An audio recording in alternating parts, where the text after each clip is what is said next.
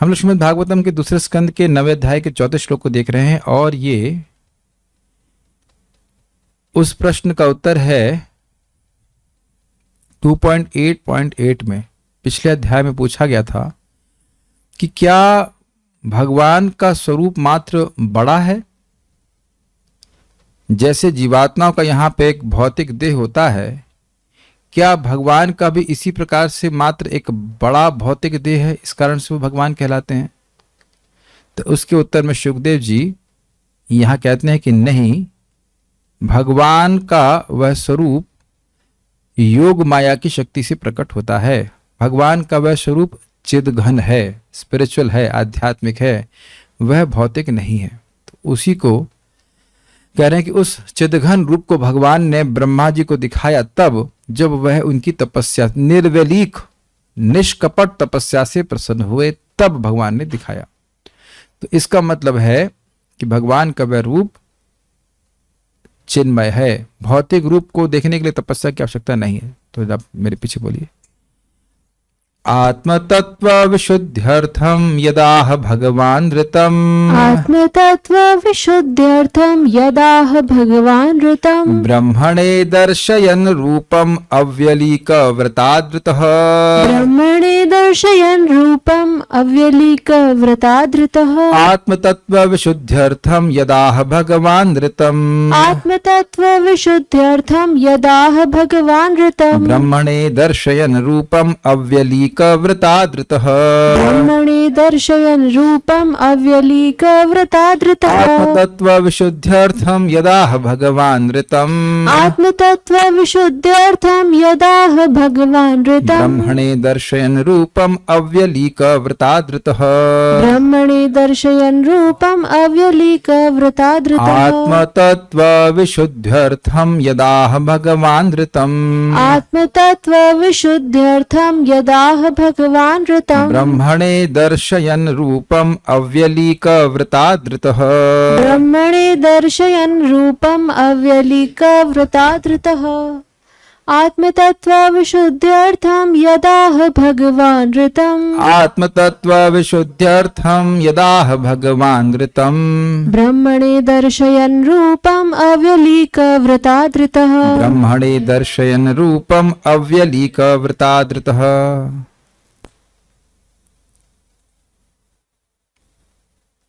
हे राजन, कौन से राजन?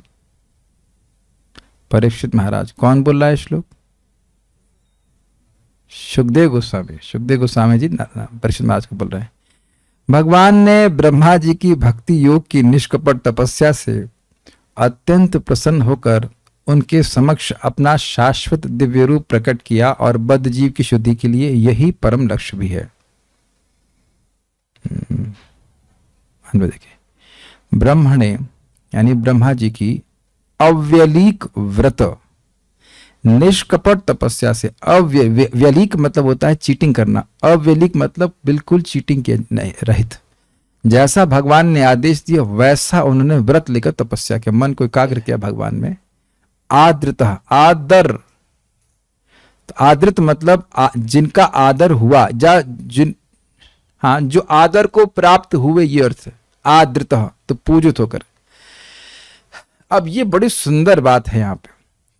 जैसे भगवान की तपस्या के द्वारा आराधना करी, व्रत के द्वारा आदर किया, तो इसी के द्वारा, इसी प्रकार से अन्य साधक भी जब कुछ व्रत लेते हैं कि हम इतना माला जप करेंगे या इतनी बार भगवान को प्रणाम करेंगे ही, या और अन्य व्रत लेते हैं, तो इसके द्वारा वह भगवान का आदर कर रहे हैं। और अगर आपको याद हो तो श्रील रूप गोस्वामी जी भी इसी बात को कहते हैं कि नाम में रुचि कैसे उत्पन्न होगी? अनुदिनम आदराद, आदर पूर्वक और रोज भगवान का नाम उच्चारण करने से भगवान के नाम रूप आदि में रुचि उत्पन्न हो जाएगी। आदर पूर्वक। मेरा बड़ा भाग्य है कि मुझे इस व्रत करने का मौका मिल रहा है। बहुत से लोग जो नाम की महिमा ना समझेंगे, वह सोचेंगे कि हमें ये भार क्यों दिया गया है 16 माला जाप करने का। लेकिन अगर इसकी महिमा समझेंगे तो कृतज्ञता का अनुभव होगा कि मुझ जैसे पापी को, मुझ जैसे भगवत विमुख व्यक्ति को भगवान ने कितनी कृपा करके ये व्रत पालन करने का मौका दिया है, तपस्या करने की ये प्रिविलेज, ये विशिष्ट सुविधा प्रदान करी है। दुनिया में बहुत लोगों की तरह मैं भी अकेला मतलब बैला घूम सकता था। बैला समझते हैं? बैला, बैला मतलब फ्री फंड में लोफरगिरी करना। तो बैला घूम सकता था भगवान का भजन किए बिना, और जगत पे लोग दिख भी रहे हैं, उनको नहीं पता है कि विष्णु का व्रत क्या है। करवा चौथ का व्रत पता होगा, ये व्रत पता होगा, लेकिन एकादशी का व्रत तो खैर चलो आजकल लोगों को मालूम चल गया, लेकिन नहीं तो एकादशी का व्रत भी नहीं मालूम रहता था। हमने तो अपने घर में एकादशी का व्रत करते हुए किसी को देखा नहीं, मैंने तो कभी किया ही नहीं था, और पता नहीं माता जी ने कभी बताया नहीं कर रही हूँ कि नहीं कर रही। आप लोग को पता था एकादशी का व्रत? नहीं पता था। आपकी नानी ने किया होगा, लेकिन आप लोग करते थे ऐसे कुछ? हाँ, कभी कभी करते हो, जैसे याद भी नहीं रहता। हाँ, तो आप देखिए चावल नहीं खा लेंगे, गेहूं खा लेंगे है कि नहीं? ये तिलक भी देखिए आप व्रत लाके करते लगाते कि नहीं? तिलक लगाना ही एक व्रत है कि हम रोज तिलक लगाएंगे भगवान का, मंगल आरती दर्शन करेंगे, जब करेंगे। इस प्रकार की देखो प्रभु जी का तिलक कितना सुंदर है, मतलब सही में प्रभु हमने सुमुख प्रभु का एकदम ब्राइट और बिल्कुल अलग दिखाई पड़ता है। थोड़ा डार्क कंप्लेक्शन होना और अच्छा है, क्योंकि तिलक और अच्छा दिखता है। नहीं सही में हम ज्यादा अच्छा दिखते हैं वक्त लोग, इसलिए भगवान विष्णु के पास डार्क कंप्लेक्शन के होते हैं, तिलक उनका एकदम चमक के दिखता है। हाँ अच्छा, अच्छी बात है ये। गोरे में तो दिखता ही नहीं वो तिलक, तो ये अच्छा है। देखो प्रभु का तिलक अच्छा तो लगा, लेकिन दिखाई नहीं पड़ रहा कि तिलक है कि नहीं, गोरे में एक दिक्कत है जो भी है। लेकिन ये बहुत बड़ा आदर हम भगवान कर रहे हैं। ये जो तिलक लगाना है ये बहुत बड़ा आदर है भगवान का। जो तिलक लगाए उसको यमदूत स्पर्श नहीं कर सकता है, वो पाप करे कुछ करे वो अलग बात है, वो भगवान उसको देखेंगे, लेकिन यमदूत नहीं टच कर सकते, इतना शक्तिशाली है ये। तो हमको इन सब बातों से बहुत अच्छा लग रहा था कि जैसे ब्रह्मा जी को तप करने के लिए कहा गया, वैसे तप करने के लिए हमको नहीं कहा जा रहा, लेकिन हम लोगों को एक मौका दिया जा रहा है, हम लोग को भगवान को आदर करने का मौका दिया जा रहा है। जैसे आज हम भोग भगवान को लगा रहे थे, तब भी तो यही बात आ रही थी कि याद की भगवान का हम सम्मान कर रहे हैं कि भगवान आपके पहले हम नहीं खा सकते। आज नारियल के लड्डू बनाए जा रहे थे, तो संदेह था कि खराब है कि सही, तो मुझसे कहा गया कि सूंघ लीजिए। हमने कहा तो सूंघ लेंगे तो भगवान को कैसे अर्पित करेंगे? जब हम ही सूंघ लेंगे उसको पूरा आगे खा गए तो फिर भगवान को, अगर आपको संदेह हो रहा है तो फिर अब मत, हमने उसको अर्पित नहीं किया, भाई खराब है, नहीं भगवान को अर्पित करेंगे। ये बात समान आपको लग रही है, लेकिन बहुत बड़ी बात है कि आप भगवान को इस प्रकार से भोजन करा करके आप भोजन ग्रहण कर रहे हैं। इज इट नॉट आदर? किसी व्यक्ति को पहले खिला के आप खा रहे हैं तो क्या उसका आदर नहीं है? तो भगवान इससे प्रसन्न होते हैं, भगवान का आदर किया जाना चाहिए। सबसे आदरणीय तो भगवान ही है, प्रातः स्मरणीय, पूजनीय, वंदनीय, आदरणीय भगवान श्री कृष्ण ही है, उनके आदर किए जाए। तो भगवान इससे प्रसन्न हुए तो क्या किए? भगवान ऋतम, श्री भगवान ने साक्षात, ऋतम का मतलब होता है सत्य, तो ऋतम भगवान ऋतम रूपम, भगवान ने अपना साक्षात सत्य, अपना नित्य चिन्मय रूप, आध्यात्मिक रूप, ऋतम रूपम कहना चाहिए, दर्शनम दिखलाकर, यत विशुद्धि, जो बद्ध जीव के शुद्धि के लिए अर्थम यानी परम लक्ष्य भी है, मैंने विशुद्धि के अर्थ है कि भगवान जो जीव के शुद्धि के लिए आवश्यक है, उसके आवश्यक है आत्म तत्व आहा, उस ईश्वर तथा जीव तत्व ज्ञान का उपदेश दिया। समझ में आया? ब्रह्मा जी की निष्कपट तपस्या से भगवान प्रसन्न हुए और भगवान ने अपना चिन्मय दिव्य अलौकिक वपु विग्रह ब्रह्मा जी को दिखाया और जीवात्मा की शुद्धि के लिए ब्रह्मा जी को आत्म तत्व का ज्ञान दिया। ठीक है, ये एक अर्थ है, बाकी अर्थ अभी आप विस्तार में सुनेंगे। श्लोक देखिए, आत्म तत्व विशुद्धि अर्थम, जीवात्मा के तत्व की, जीवात्मा के चित्त की शुद्धि के लिए, विशेष शुद्धि के लिए, यद आहा, जिसे कहा, कैसे कहा? भगवान ऋतम ब्रह्मणे दर्शयन रूपम, भगवान ने ऋतम अर्थात सत्य चिदघन रूप को, चिदघन समझते हैं सच्चिदानंद स्वरूप, उसको ब्रह्मा जी को दिखाया। क्यों दिखाया? अव्यलीक व्रतादृतः, क्योंकि ब्रह्मा जी के द्वारा निष्कपट व्रत के द्वारा भगवान आदरित हुए या पूजित हुए। अब एक बहुत बड़ा सूत्र मिल रहा है हम लोग को। हम लोग ये सुने हैं, कई बार सुने हैं कि भगवान को कोई व्यक्ति देख नहीं सकता है, नायम आत्मा प्रवचने न लभ्यो नायम तपसा बहुना सुतेना से कर श्लोक है कि इस आत्मा को, इन भगवान को व्यक्ति प्रवचन के द्वारा नहीं देख सकता, मतलब मन गणंत प्रवचन के द्वारा नहीं देख सकता है। अन्यथा श्रवण कीर्तन के द्वारा भगवान की प्राप्ति होती कैसे होता। लेकिन जिसको ये भगवान स्वयं सेलेक्ट करते हैं, चुनते हैं, वही उन्हीं को अपना स्वरूप दिखाते हैं। तो अब आप यहां पे क्लू देख रहे हैं कि कौन किस व्यक्ति को भगवान अपना स्वरूप दिखाते हैं। जो निर्वैलिक भजन करता है, भगवान निरंतर देख रहे हैं कि हम कैसे सेवा कर रहे हैं, कैसे जाप कर रहे हैं, किस लिए जाप कर रहे हैं, ये सब कुछ भगवान देख रहे हैं। सवेद धातु पदवीं परस्य दुरंत वीर्यस्य रथांग पाणे यो मायया संततयानुवृत्त्या भजेत तत्पाद सरोज गंधम। सवेद वही व्यक्ति जानता है, धातु विधाता की, पदवी परस्य जो इस प्रकृति के परे हैं, उनकी स्थिति, उनकी शक्ति को वही व्यक्ति जानता है जो सवेद धातु पदवी परस्य दुरंत वीर्यस्य रथांग पाणे, जिनका वीर, जिनका पराक्रम, जिनका शौर्य समझना अत्यंत कठिन है। और कैसे हैं? रथांग पाणे, रथ के अंग यानी चक्र को हाथ में धारण किए भगवान श्री कृष्ण, उनको वही व्यक्ति जान सकता है जो अमायया, बिना निष्कपट भाव से, ये नहीं कि कुछ वो भजन कर रहा है उसके बदले मुझे कुछ भौतिक चाहिए, ये तो चीटिंग है, ये तो बिजनेस है। वैसे भगवान के संग वो बिजनेस करना भी अच्छा ही है, अच्छा है नहीं कह रहा हूं, अच्छा ही है कह रहा हूं, ठीक है, नहीं करने से कुछ करना ही अच्छा है। लेकिन अमाया, निष्कपट भाव से, संततया निरंतर, अनुवृत्त्या भगवान की को प्रसन्न करने की भावना से व्यक्ति अगर करता है तो भजेत, भजन करता है तो तत्पाद सरोज गंधम, भगवान के चरण कमलों से आने वाली गंध को वह अनुभव कर लेता है, अर्थात भगवान की दिव्यता का अनुभव करके भौतिक जगत से विरक्त हो जाता है। और इसको हमने ब्रह्मा जी से पहले भी सुना था कि उनका मन कभी भी भौतिक विषयों में नहीं जाता। तो क्यों नहीं जाता? इस प्रकार का निर्व्यलीक अव्यलीक भजन किया है। क्या आप लोग को श्लोक से अपना जीवन चेंज करने के लिए प्रेरणा नहीं मिल रही है? पूरा जीवन ही भक्ति का चेंज हो जाए। भक्ति तो सब कर ही रहे हैं, लेकिन भक्ति में भी अव्यलीक व्रत किया जाए। बहुत अच्छा शब्द है, अव्यलीक, निष्कपट।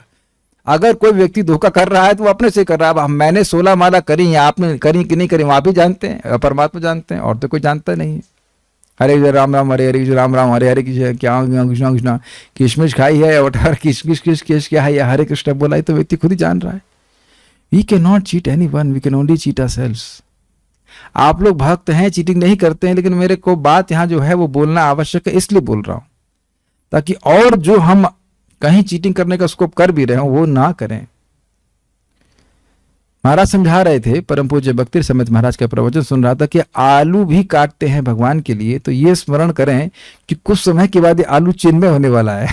ये काफी अच्छा स्टाइल है बोलने का कि ये भगवान को अर्पित होने वाला है। भगवान की छोटी से छोटी सेवा, भगवान का बर्तन मांज रहे हैं, हल्का सा चावल चुप कर रहा है, अरे क्या फर्क पड़ता है? फर्क पड़ रहा है। भगवान देख रहे हैं कि भगवान को वो व्यक्ति कैसे सेवा कर रहा है। आप आश्चर्य करेंगे, प्रभुपाद जी एक मंदिर में गए और एक भक्त को बुलाए। पहले प्रभुपाद जी भगवान के ऑल्टर के सामने गए, फिर उसके बाद भक्तों में से किसी भक्त को बुलाए, पूछे कि ये भगवान के बर्तन कौन मांजता है? तो कहते हैं फलाना भक्त, अमुक भक्त मांजते हैं। तो वो बुलाओ उसके, कहते तुम भगवान के बर्तन ठीक से क्यों नहीं मांज रहे हो? तो सला प्रभुपाद जी तो अभी आए हैं सेंटर में, इन्हें कैसे मालूम चल गया? भगवान ने कहा है कि ये भक्त ठीक से बर्तन नहीं मांजता है। प्रभुपाद जी के पास क्षमता थी भगवान से बात करने की। हमको लग रहा है कि भगवान तो मूर्ति है, मूर्ति क्या बोलेगी? जितना गंभीरता से चाहे बर्तन मांज रहा हो भगवान के लिए, चाहे भगवान के लिए वो कोई भी सेवा कर रहा है, जब कर रहा है, कुछ भी कर रहा है, जितना निर्वलिक भाव से करेगा उतना वो भगवान को अधिक प्रसन्न करेगा। छल का कोई हिसाब किताब ही नहीं। किससे छल कर सकता है कोई व्यक्ति? भगवान तो अंदर बैठे देख रहे हैं क्या कर रहा है। अब इस बात में आ रही है बात, तो मैं थोड़ा सा कहूंगा कि मान लीजिए कोई भक्त है, वह इंद्रियों से परेशान है, हार रहा है, लेकिन वो अपना पूरा प्रयास कर रहा है, तो उसको आप चीटिंग नहीं कहेंगे। इसको भगवान बोल चुके हैं 9.31 में भगवद गीता में, अपि चेत सुदुराचारो भजते माम अनन्य भाग। अनर्थ निवृत्ति में ऐसा होता ही है कि व्यक्ति की जो आसक्तियां हैं उसको खींचती हैं, वह अनादिकाल से जिन आसक्तियों की उसने सेवा करी है उनको तुरंत त्यागने में कठिनाई होती है।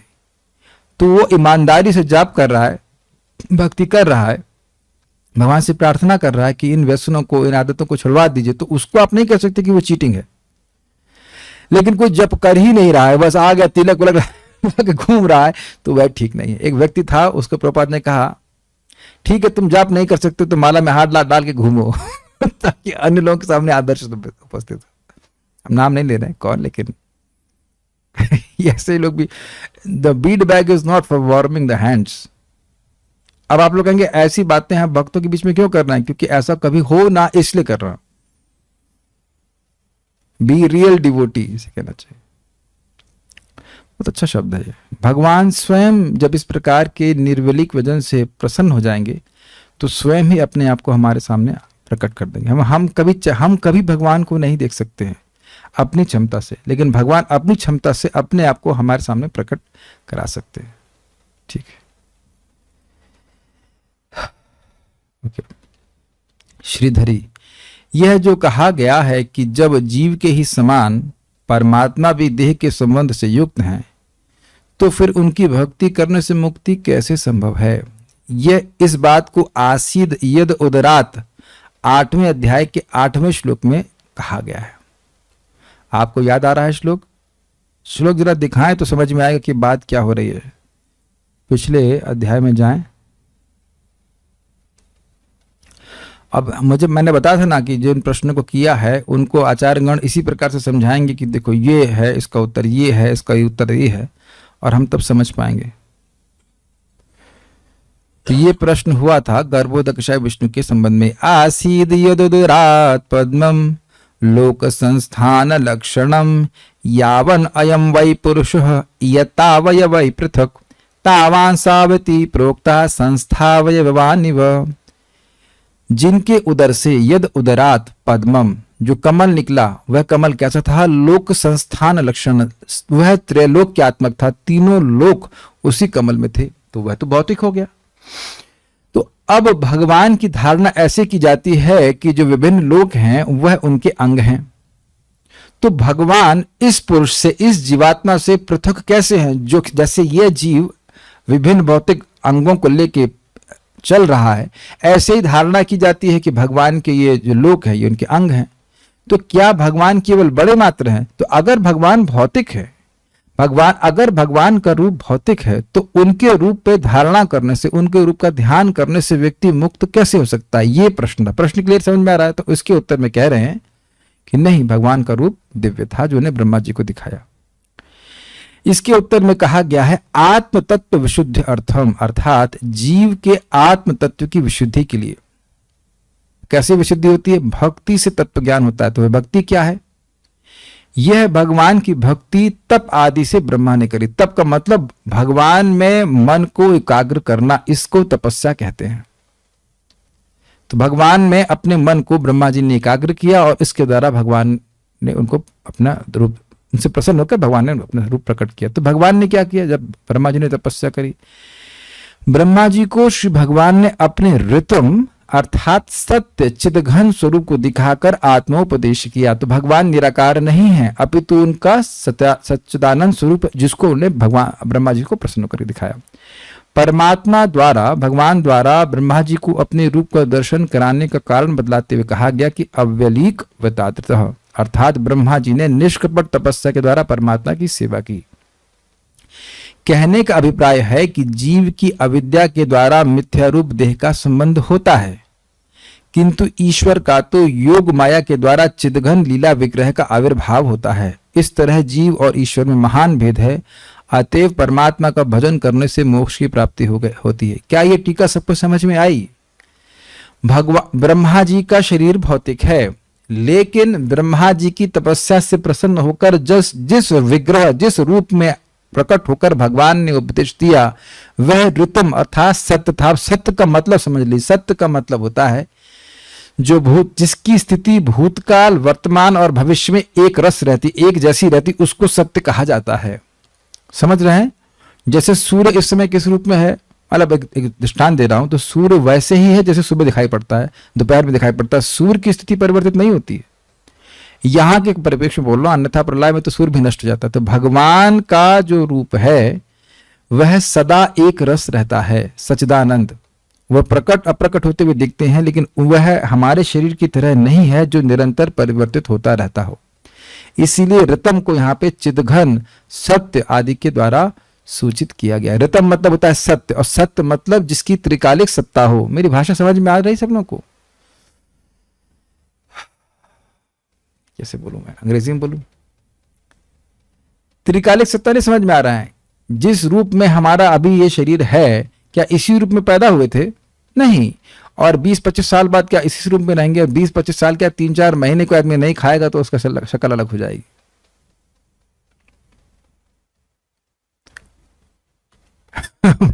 मुझे याद आ रहा है कि तनिष्क प्रभु ने कहा कि सौंफ खाइए पतले हो जाएंगे। तो केवल सौंफ खाना शुरू किया तो तब मैं अपना पुराना वीडियो देख रहा था और अभी देख रहा हूं, ज्यादा तो खाना कम नहीं किया, केवल सौंफ खाना शुरू किया तो काफी गाल पिचक गया है। और अगर खाना भी बंद कर दूं तो कितना पिचक, मतलब दम ही अंदर चला जाएगा। ये हमने प्रैक्टिकल देखा था। मंदिर में एक माता जी थी, रशियन माता जी, वो उनको पता नहीं क्या फितूर था कि वो मोटी हैं। मोटी थी नहीं, खाती ही नहीं थी वो, पता नहीं क्या करती थी, एकदम गाल उसके अंदर ऐसा लगता था एक्सरे किसी का करते ना, पूरा खाल जो हड्डी में चिपकी हुई थी ऐसा लगता था। बाद में उनका मूड चेंज हो गया होगा, कई साल तक तो वैसे देखा बाद में मोटी हो गई एकदम। तो अब आप बताइए, इसी जीवन में एकदम हड्डी से, कंकाल से व्यक्ति मोटा हो गया तो क्या वो एक रस कहा जाएगा? एक रस नहीं कहा जाएगा। ऐसा देखा जाता है, लोग पहले बहुत पतले थे एकदम से मोटे हो जाते हैं, बहुत मोटे तो एकदम से पतले हो जाते हैं। और कुछ भी ना हो, देह का परिवर्तन तो आप देखिए रहे, तो देह निरंतर परिवर्तित हो रहा है। ना सतो विद्यते भावो न भाव विद्यते सतः उभयोरपि दृष्टोस्तस्त्वं यो तत्त्वदर्शी भी। हमारा शरीर एक रस नहीं है, इसलिए सत्य नहीं है। भाई इसमें क्या समझने में कठिनाई हो रही है? सबका शरीर परिवर्तित नहीं हो रहा है, घर चेंज हो रहा है, परिवर्तित हो रहा है, और शरीर चेंज हो रहा है। कार, जो कोई वस्तु हम भौतिक देख रहे हैं वो एक रस नहीं रहती। हे भगवान, इज इट अंडरस्टैंडेबल? तुम डिवोटीज का नहीं समझ में आ रहा आप लोगों की बात? भगवान का स्वरूप इस समय भगवान कृष्ण कैसे दिखते हैं? जैसे अनादि काल से दिखते आए वैसे ही दिखते हैं। अच्छा, कैसे, कब तक कैसे दिखेंगे? अनंत काल तक वैसे ही दिखेंगे। अच्छा, भगवान कृपालु, कब से कृपा करना शुरू किया? अनादि काल से। अच्छा, कब तक करेंगे? कब तक चल रही कृपा उनकी? तो अनंत काल तक। तो भगवान का एक एक गुण अनादि काल से वैसा ही है और अनंत काल तक वैसा ही रहेगा। इसीलिए कहते हैं भगवान एक रस। अच्छा, एक और अर्थ समझें आप, इस जगत में कोई व्यक्ति आपका बहुत मतलब अनुकूल होता है, अनुगत्य में होता है, प्रभु जी या माता जी जो भी, हम आपको जीवन भर नहीं छोड़ेंगे। और जीवन भर क्या, वो 1 साल में 6 महीने में छोड़ देता है। क्या ऐसा देखा नहीं जाता? तो क्या एक रास्ता रहेगी जरा बताइए? हम लोग भी किसी व्यक्ति के प्रति अनुकूल रहते हैं, फिर एकदम से मन हट जाता है, जरा सा खराब बर्ताव किया तो बस हट गया। तो क्या एक रास्ता रही? हमारी तो एक रास्ता, अरे वह भी छोड़ दिए। दिन भर में कितनी बार हम लोग का मूड चेंज होता है, बड़ा अच्छा लगा, बड़ा खराब हुआ, बोर लग रहा है, क्षण क्षण में तो हमारा मन परिवर्तित हो रहा है।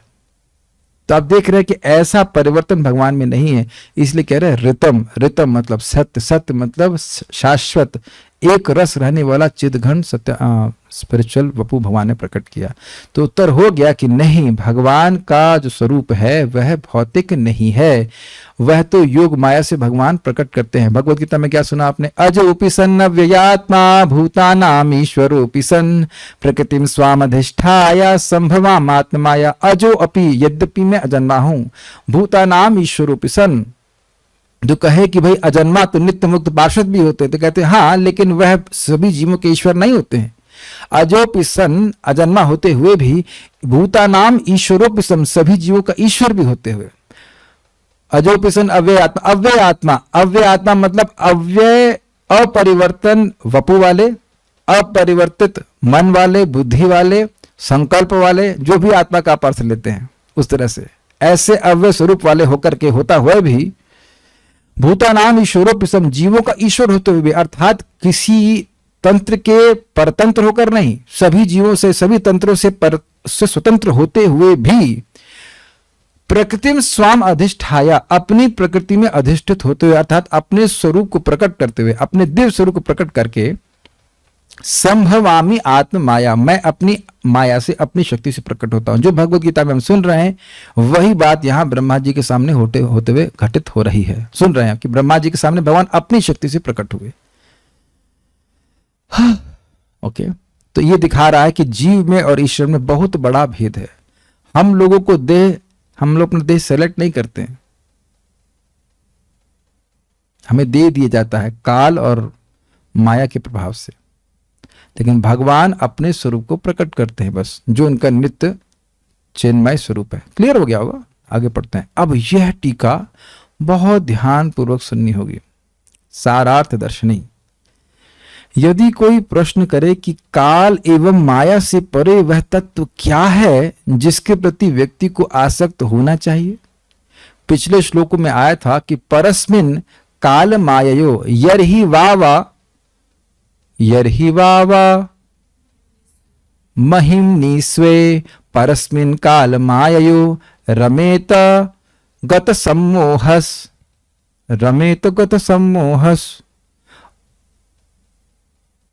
त्यक्तोदास्ते तदोभयम। ऐसा था कि जब जीव काल और माया के परे अपनी महिमा में और भगवान की महिमा में रमण करता है तो वह दोनों प्रकार के मोह अर्थात मैं ये देह हूं, यह देह मेरा है, इससे मुक्त होकर के उदासीन रहता है, अर्थात अपने शुद्ध स्वरूप में स्थित रहता है। तो व्यक्ति प्रश्न करे कि वह तत्व क्या है, वो क्या तत्व है जो काल और माया के परे है, जिसमें रमण करके जीव मुक्त हो जाता है। तो ये भगवान का निरूपण यहां पे कर रहे हैं। वो तत्व भगवान श्री कृष्ण है। तो आत्म तत्व विशुद्ध अर्थम आदि द्वारा यह श्लोक उसका उत्तर देता है। श्री भगवान आत्म तत्व अर्थात अपने तत्व के विषय में, आत्म मतलब स्वयं के परमात्मा तत्व के विषय में विशुद्धि अर्थात ज्ञान देने के अर्थ के लिए बोले। आत्म तत्व विशुद्धि अर्थम, इसका मतलब समझा पा रहे हैं, समझ रहे हैं? अब परमात्मा का तत्व क्या है, भगवान का तत्व क्या है, इसका ज्ञान देने के लिए, विशुद्धि मतलब ज्ञान। आप कहेंगे विशुद्धि तो मतलब विशेष शुद्धि होता है, लेकिन यह भी बिल्कुल बच्चे की तरह सीखना होगा। संस्कृत में एक शब्द के एक ही अर्थ नहीं होते हैं। विशुद्धि का अर्थ पूर्ण ज्ञान भी होता है। यह अब आप पहली बार सीख रहे होंगे, इज इट नॉट? कभी सुने विशुद्धि का अर्थ ज्ञान? मैं तो फंसी गया, विशुद्धि का अर्थ ज्ञान कैसे होता है? फिर मैंने संस्कृत डिक्शनरी में देखा तो वहां पे बोल रहे हैं कि विशुद्धि का मतलब होता है, एक तो विशुद्धि का अर्थ होता है कि बिल्कुल विशेष शुद्धि, एक वस्तु को अन्य से अलग करना, और दूसरा है विशुद्धि का अर्थ होता है ज्ञान देना, पूर्ण ज्ञान देना। संदेह मत कीजिएगा, संस्कृत डिक्शनरी में है इस प्रकार से। जैसे घृणा का मतलब क्या होता है? घृणा मतलब क्या होता है? घृणा मतलब हेट, और घृणा का मतलब प्रेम भी होता है। संस्कृत ऐसी भाषा है। तो यहां बहुत अद्भुत हमको अर्थ लगा था कि अपने तत्व का ज्ञान देने के लिए भगवान बोले प्राह। अब इसको समझने का आपने समझने के लिए नोट दिया है। अगले अध्याय में कहा जाएगा, श्री शुक उवाच अत्र सर्गो विसर्गश्च स्थानम पोषण मूतयः मन्वंतरेशानुकथा निरोध मुक्ति आश्रय। तो यहाँ पे 10 विषय हैं जिनको सुखदेव गोस्वामी जी गिन रहे हैं। इस पुराण में 10 विषय हैं जो मैं कह रहा हूं। क्या है? सर्ग, गिनिए। विसर्ग, स्थान, पोषणम, ऊतयः, मन्वंतरीशानुकथा, निरोधो, मुक्तिर, आश्रय। एक रुक जाओ, मनवंतर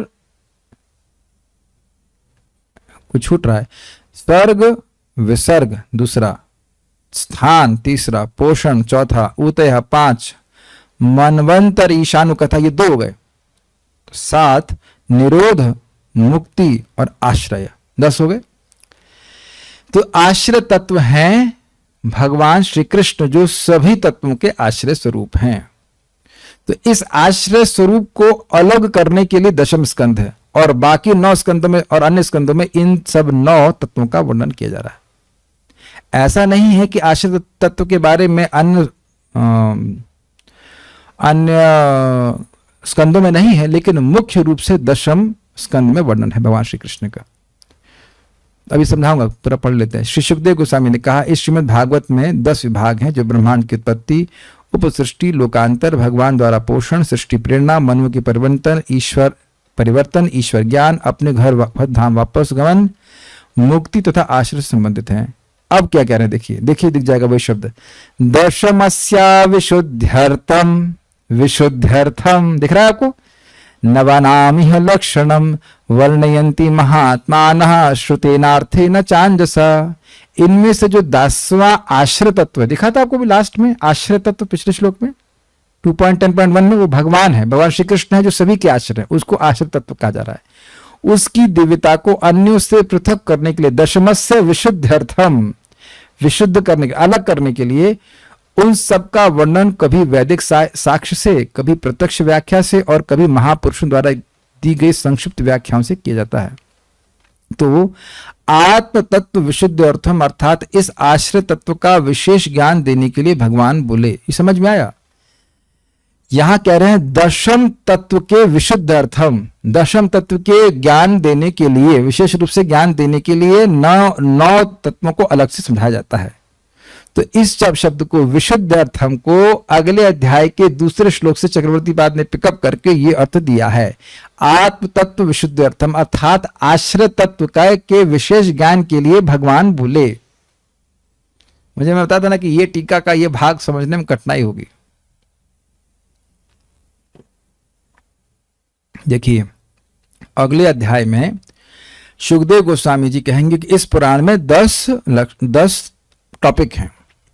जैसा कि आप देखिए 2.10.1 पे लिखा हुआ है, तो आप उसमें कि न सर्ग विसर्ग आदि जो है पे लिखा हुआ है, उसमें आश्रय शब्द दिख रहा है आपको लास्ट में, मुक्ति आश्रय। तो आश्रय शब्द से भगवान श्री कृष्ण सूचित हो रहे हैं जो सभी के आश्रय हैं। अगले श्लोक में क्या कह रहे हैं, दशमस्य विशुद्धर्थम, दशमस्य इस 10वें आश्रय तत्व के विशेष ज्ञान के लिए, उसको अन्य तत्वों से अलग करने के लिए ऋषि ने अलग अलग प्रकार से व्याख्या करी है।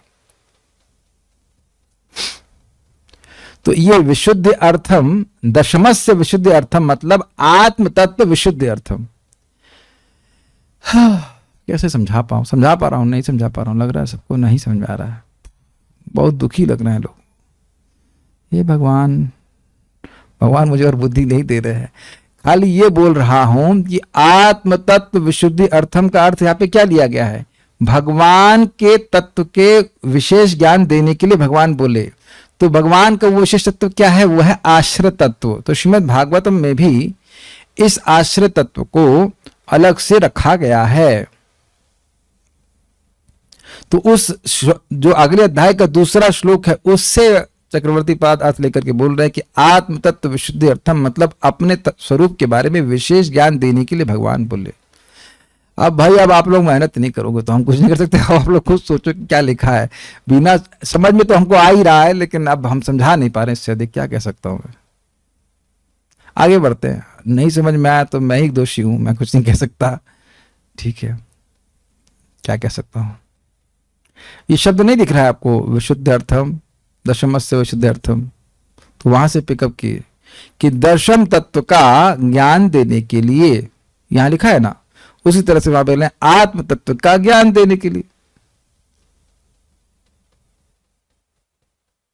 काफी डिप्रेस्ड हूं मैं, कुछ समझा नहीं पाया। विशुद्धि का एक अर्थ पूर्ण ज्ञान भी होता है, इसी तरह से यहां पे समझना होगा। अथवा ये वाला आसान है, उन्होंने आत्म अर्थात जीव के तत्व अर्थात चित्त आदि घटकों की विशेष शुद्धि हेतु कहा। विशुद्धि अर्थम विशुद्धि के लिए जीवात्मा का चित्त शुद्ध हो और वह भगवान को समझे, इसलिए भगवान ने ऐसा ज्ञान ब्रह्मा जी को कहा।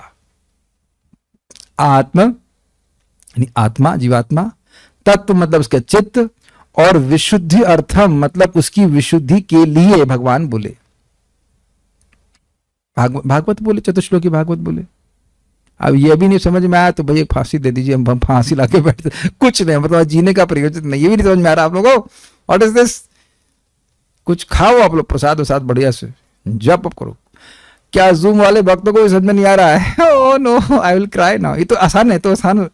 विशुद्धि अर्थम आप क्या, किमर्थम, मतलब किस लिए आए यहाँ पे, क्या प्रयोजन लेकर के आए?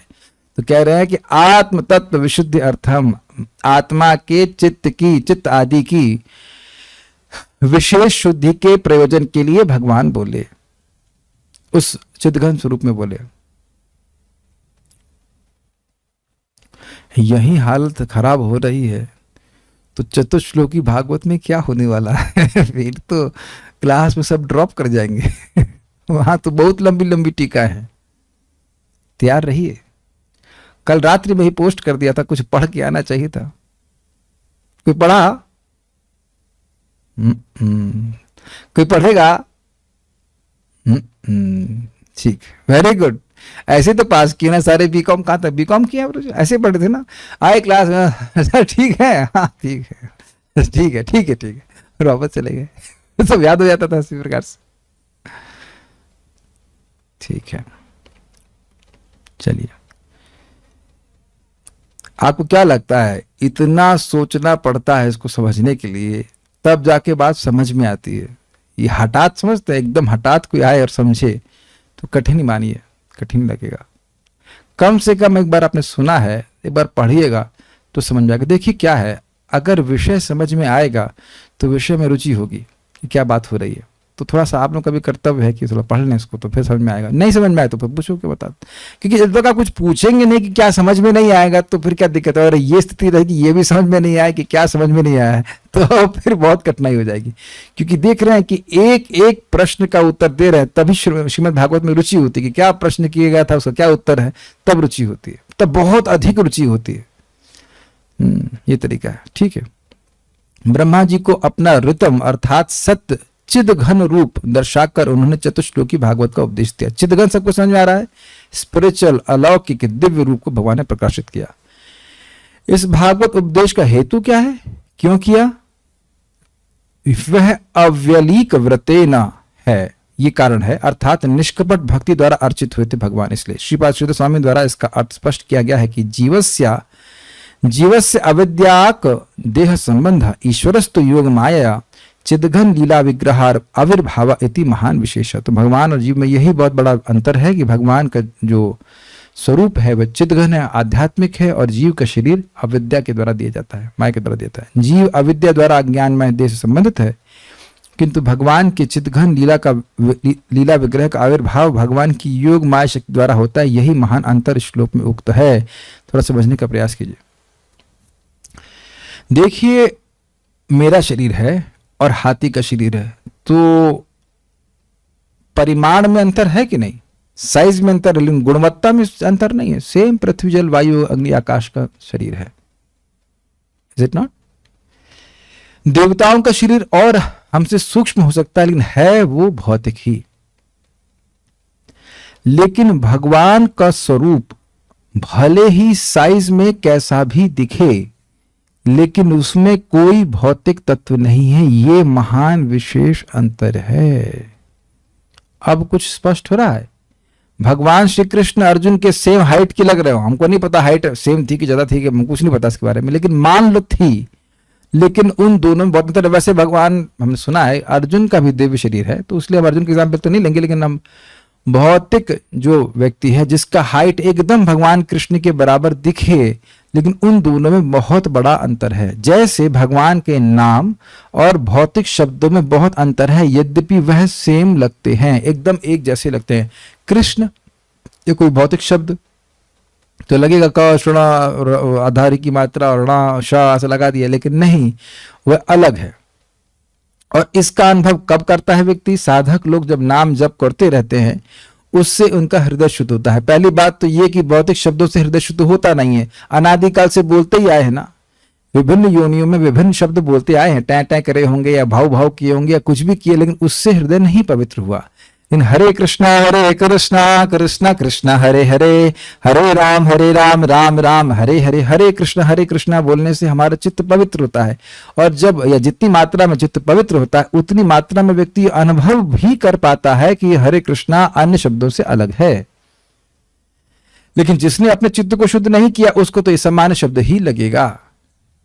जैसे कोई व्यक्ति जौहरी नहीं है, तो वह हीरे को देख के समझेगा कि ठीक रहा है, इस कुछ है कोई ऐसे शीशे का कुछ वस्तु होगी, लेकिन शीशे हीरे में और शीशे में बहुत अंतर हो जाता है गुणवत्ता की दृष्टि से। तो ये आप समझ पा रहे हैं महान अंतर गुणवत्ता की दृष्टि से। बाकी एक और बात यह है कि भगवान का विग्रह यद्यपि लिमिटेड लग रहा है, परिच्छिन्न लग रहा है, सीमित लग रहा है, लेकिन उसमें पूरा विश्व है, वो असीमित है, जैसे कि माता यशोदा को भगवान कृष्ण ने दिखाया। इसके द्वारा आसीद यद उदरात पद्मम इत्यादि श्लोकों में पूछे गए जीव के देहादि का ईश्वर के देह से भेद के द्वितीय प्रश्न का उत्तर हो गया। इसकी बात आप समझ गए। तात्पर्य, आत्म तत्व ईश्वर तथा जीवात्मा दोनों ही का विज्ञान है। परमेश्वर तथा जीवात्मा दोनों ही आत्मा कहलाते हैं। परमेश्वर परमात्मा कहलाते हैं और जीवात्मा आत्मा ब्रह्म या जीव कहलाता है। परमात्मा तथा जीव भौतिक शक्ति माया से परे होने के कारण आत्मा कहलाते हैं। अतः सुखदेव गोस्वामी ने इस श्लोक की व्याख्या परमात्मा तथा जीवात्मा दोनों के सत्य की शुद्धि के उद्देश्य से की है। देखिए अब स्पष्ट समझ आ रहा है। आत्म तत्व विशुद्धि अर्थम मतलब भगवान के तत्व का ज्ञान देने के लिए, और आत्म तत्व विशुद्धि अर्थम मतलब जीव के तत्व का भी ठीक ठीक अर्थ समझ में आ जाए या जीव की शुद्धि हो जाए, दोनों के लिए बात आएगी। साधारणतः लोगों की इन दोनों के बारे में बहुत सी मिथ्या धारणाएं हैं। जीवात्मा की भ्रांत धारणा भौतिक शरीर को शुद्ध आत्मा के रूप में पहचानना है और परमात्मा के बारे में भ्रांत धारणा उसे जीवात्मा के समकक्ष मानना है।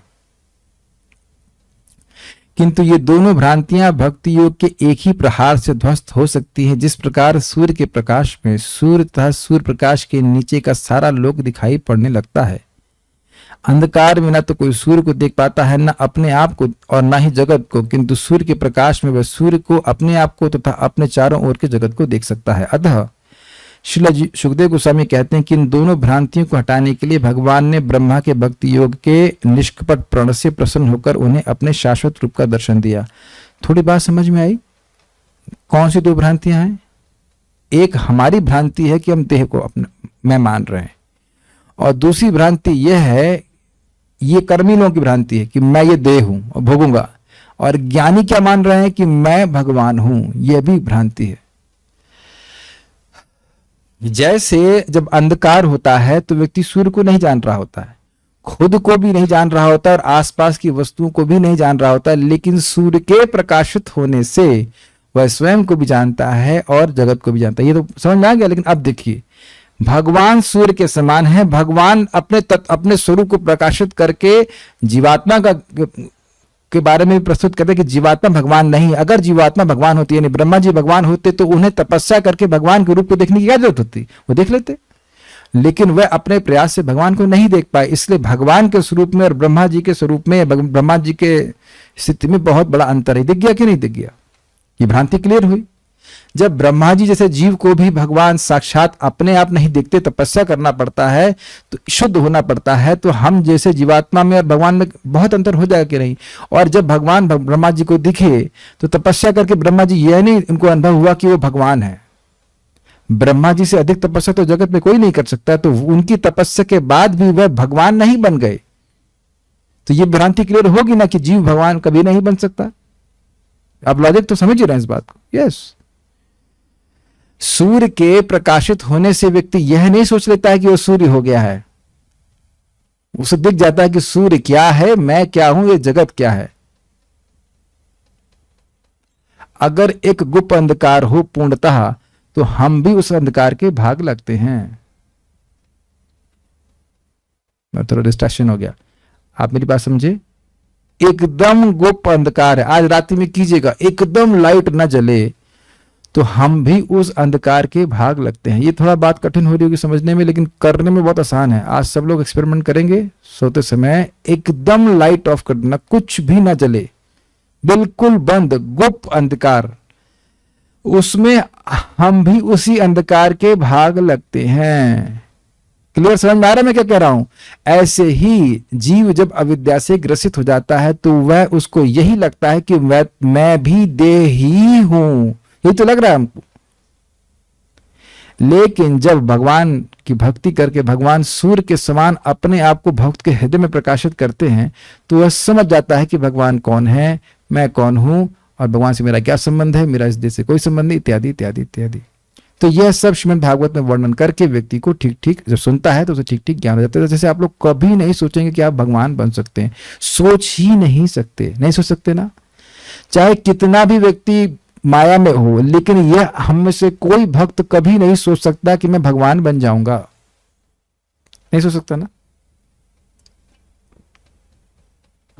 यह कभी मन में नहीं आ सकता कि मैं पूरे विश्व का ईश्वर हूं, मैं ही कंट्रोलर हूं और नहीं हूं तो बन जाऊंगा इत्यादि। ये ज्ञान आ ही नहीं सकता है भक्तों के हृदय में। तुम ही भगवान हो, बस तुम भूल गए हो कि भगवान हो, ऐसी बात को कौन भक्त स्वीकार कर सकता है।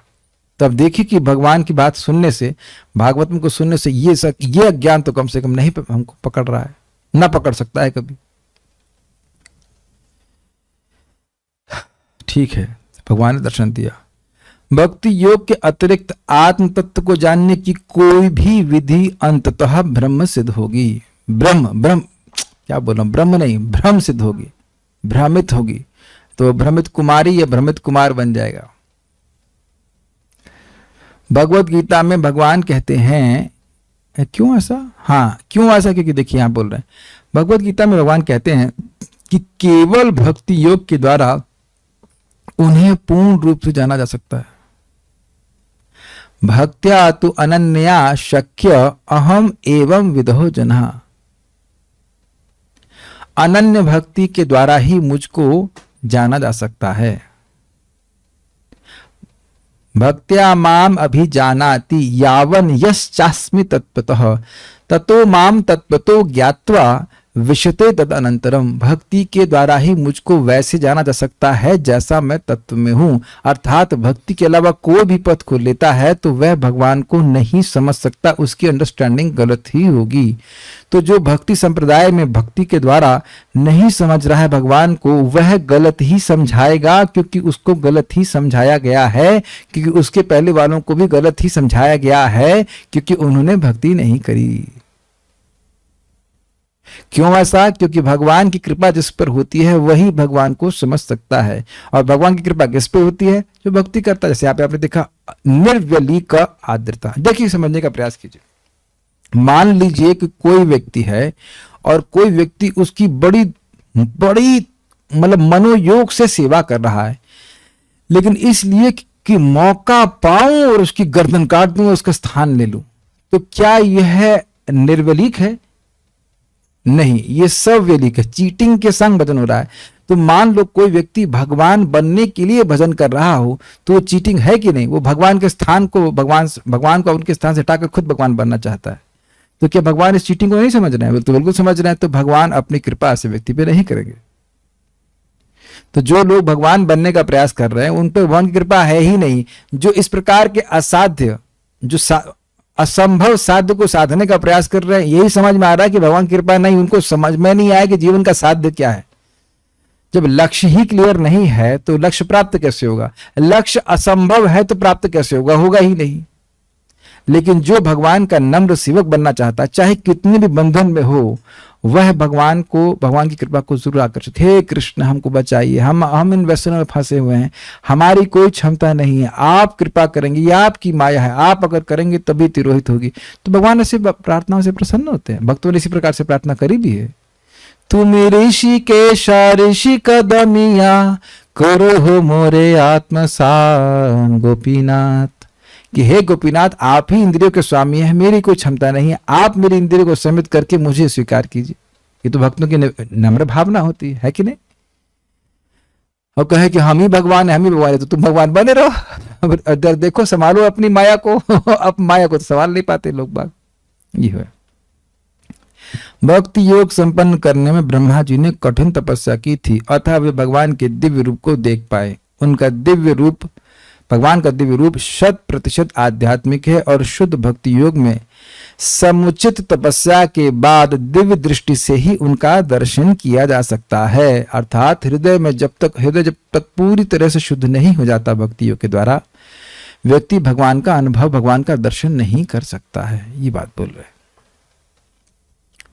ब्रह्मा के समक्ष जो रूप प्रकट हुआ था वह इस भौतिक संसार में हमारे द्वारा अनुभव किए जाने वाला रूप नहीं था। ब्रह्मा जी ने उतनी कठिन तपस्या ऐसे भौतिक रूप के साक्षात्कार के लिए नहीं की थी, वैसे भी उनका रूप तो किसी अन्य भौतिक रूप से श्रेष्ठ ही है। ब्रह्मा जी का कोई विरोध? ब्रह्मा जी का भौतिक रूप तो, भगवान ब्रह्मा जी का रूप तो किस जगत के किसी भी देवता से श्रेष्ठ ही है ना, सर्वश्रेष्ठ देवता है, तो वह किसी भौतिक रूप को देखने के लिए क्यों ललायित होंगे? आप देखेंगे आगे जाकर के कि वह प्रयास करने पे भी भगवान के रूप को देख नहीं पाए थे, तो वो चिन्मय रूप था। अब कोई कहे कि वो चिन्मय रूप क्या था, तो देखो भाई, जब तक हम भक्ति करके अपने हृदय में प्रेम विकसित नहीं कर लेते, उसको हम समझ नहीं सकते। सुन जरूर सकते हैं उसके बारे में, लेकिन उसका अनुभव तभी होगा जब व्यक्ति भक्ति करके अपने हृदय को शुद्ध करेगा। There is no other way. Brahma ji के लिए भी कोई अदर वे नहीं था और हमारे लिए भी नहीं है कोई। There is no shortcut. भगवान का सच्चिदानंद स्वरूप अर्थात शाश्वत ज्ञान से परिपूर्ण और आनंद से परिपूर्ण है, किंतु जीवात्मा का भौतिक रूप न तो सत है, न चित और न आनंद ही। यही भगवान के रूप तथा बद्धजीव के रूपों में अंतर है। किंतु बद्धजीव अपना चिदानंद रूप भक्ति योग द्वारा भगवान का दर्शन करके पुनः प्राप्त कर सकता है। स्पष्ट है।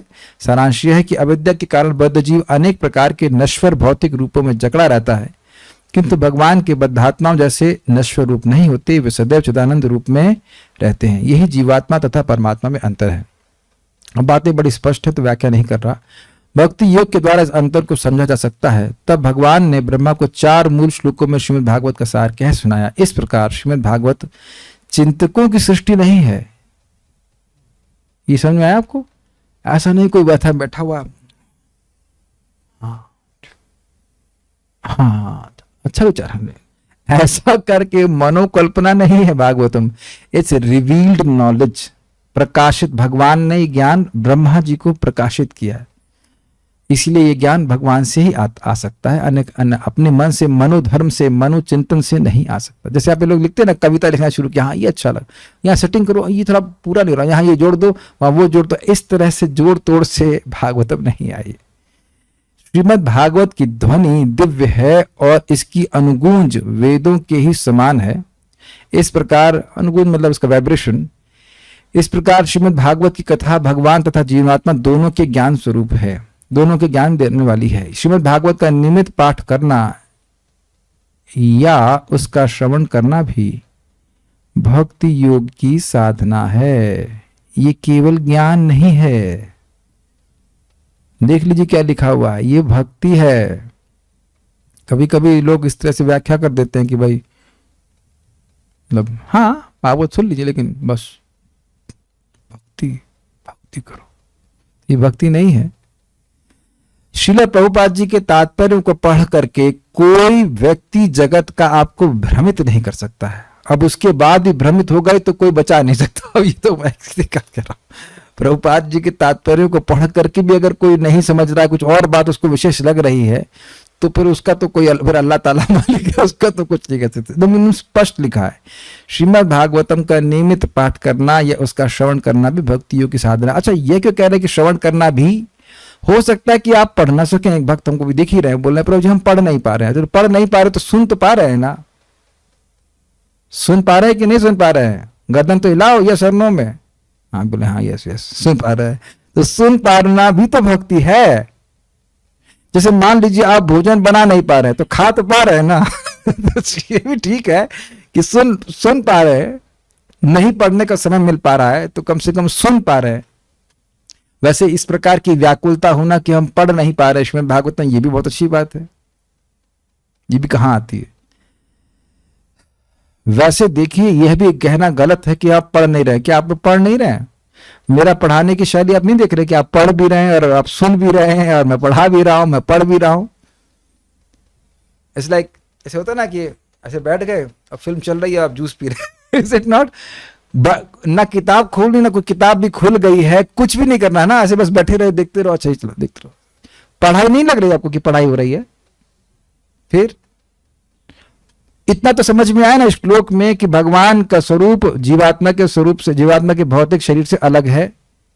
इस प्रकार से हम नहीं पढ़ते हैं, मैं गारंटी के संग कह सकता हूं, ऑल्दो 100% तो नहीं, लेकिन अगर सामान्यतः हम इसको पढ़े होते, या पता नहीं कितने लोगों ने श्लोक को कभी पहले पढ़ा है, क्या कभी ध्यान भी दिया कि इसमें बोला क्या गया था? तो ये मैं इसलिए बोल रहा हूं क्योंकि हम लोग भी प्रारंभ में ऐसे ही पढ़ते थे, पढ़ रहे हैं लेकिन कुछ रजिस्टर नहीं कर रहे कि उसमें क्या बोला गया है। और यह तो अब मान के चलिए कि नेक्स्ट टू इम्पॉसिबल है कि कोई व्यक्ति यह सोच ले कि यह श्लोक पिछले अध्याय के कौन से श्लोक का उत्तर है। तो एक ही क्लास में आप बहुत कुछ सीख के जा रहे हैं, और उसके बाद एक बार आप पढ़ेंगे तो आपको समझ में आ जाएगा, अगर पढ़ते हैं तो। Should not take much time, 10 minute लगेगा बस। बात यह नहीं है कि कितना पढ़ रहे हैं, बात इस चीज की उससे कितना ग्रहण कर रहे हैं, कितनी बात आप पकड़ रहे हैं जीवन। बहुत बहुत बड़ी बात यहाँ पे सीखने को मिल रही है कि जीवात्मा का स्वरूप इन द सेंस जो शरीर है वो भौतिक है, और भगवान का शरीर पूरी तरह से स्पिरिचुअल है, चिन्मय है। इससे भगवान में और देवता में बहुत बड़ा भेद सृष्ट हो जा रहा है। जो लोग कहते हैं कि भगवान भी एक देवता के समान है, ठीक है, तो यह भक्ति है। और आपने क्या सुना था? भक्ति के द्वारा भगवान को समझाता है। तो भागवत के श्रवण के द्वारा भगवान समझ में आते हैं। सीधा बात यहाँ पे स्थापित हो गई, ठीक है।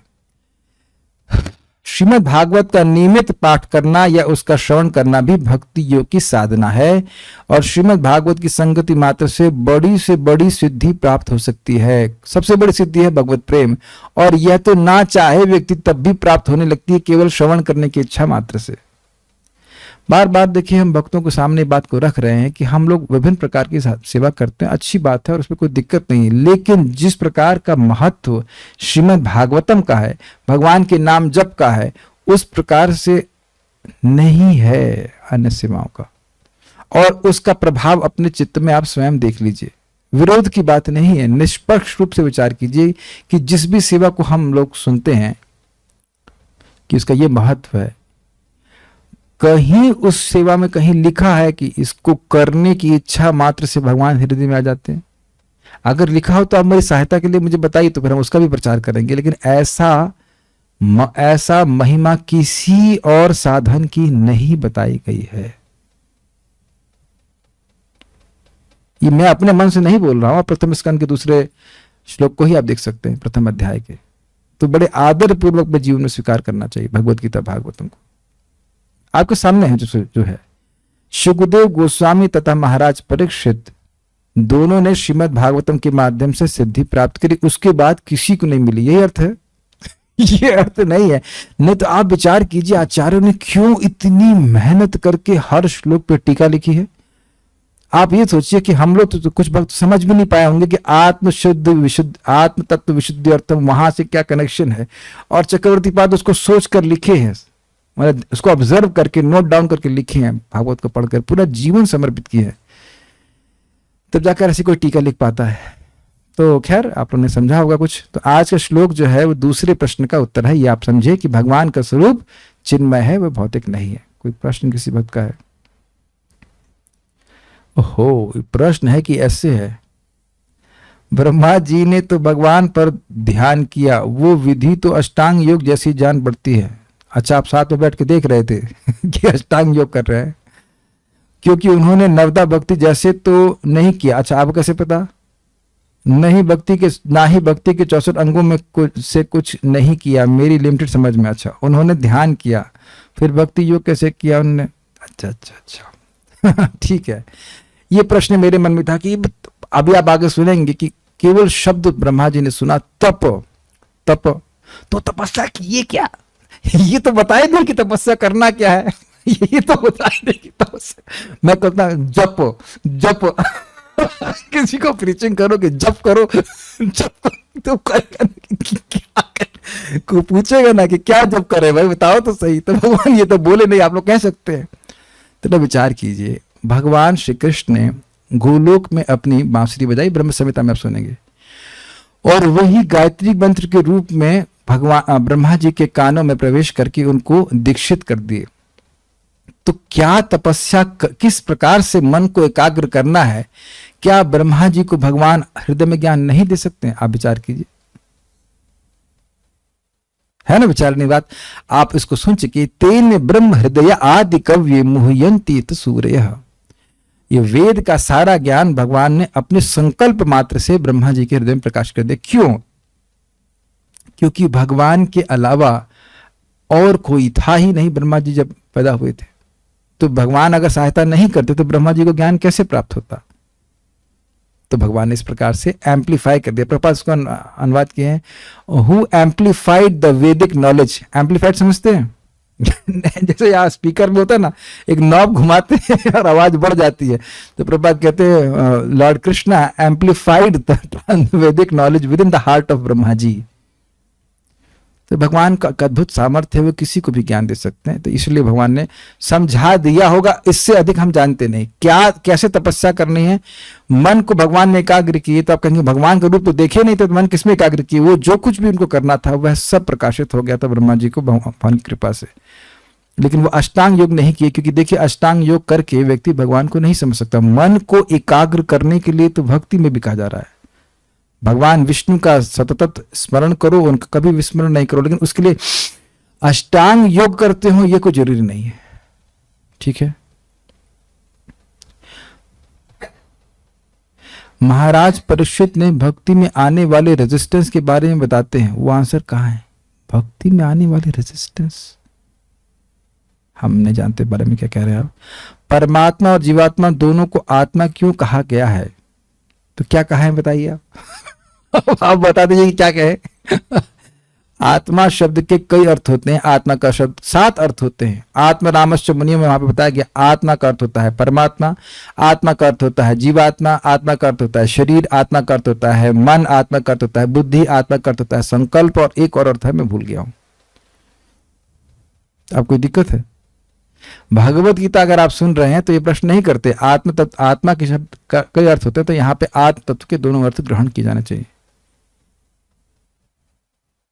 गायत्री मंत्र और हरे कृष्ण महामंत्र में क्या डिफरेंस है? कोई डिफरेंस नहीं है। ओम का ही विस्तार गायत्री मंत्र है, ऐसे कुछ है सीक्वेंस, और गायत्री मंत्र का ही विस्तार हरे कृष्ण मंत्र ऐसे कुछ है। मैं डिटेल में बोल रहा हूं, लेकिन ऐसे कुछ महाराज समझाते हैं। गायत्री मंत्र भी स्वयं भगवान श्री कृष्ण है, हरे कृष्ण मंत्र भी स्वयं भगवान श्री कृष्ण है। चैतन्य चरितामृत में इसका वर्णन है, गायत्री काम गायत्री एक कृष्ण स्वरूप, ऐसे करके बोलते हैं। काम गायत्री कृष्ण का स्वरूप है, और अधिक हम बता नहीं सकते क्योंकि हमें बोलने के लिए अलाउड नहीं किया गया। इसके बारे में आपको ब्राह्मण दीक्षा लेनी पड़ेगी, गुरुजी से पूछ लेना कि क्या होता है। अगर खाली क्यूरियोसिटी के लिए प्रश्न कर रहे हो, आज के श्लोक समझ में आया? नहीं समझ में, एक बार पढ़िएगा। अगर कुछ समझ में नहीं आए, कुछ और दिक्कत हो तो आप मुझसे कल पूछिएगा। कल हम भगवान ने चाहा तो क्लास करेंगे। श्रीमद् भागवतम की जय, श्री प्रभुपाद की जय, निताई गौर प्रेमानंदे।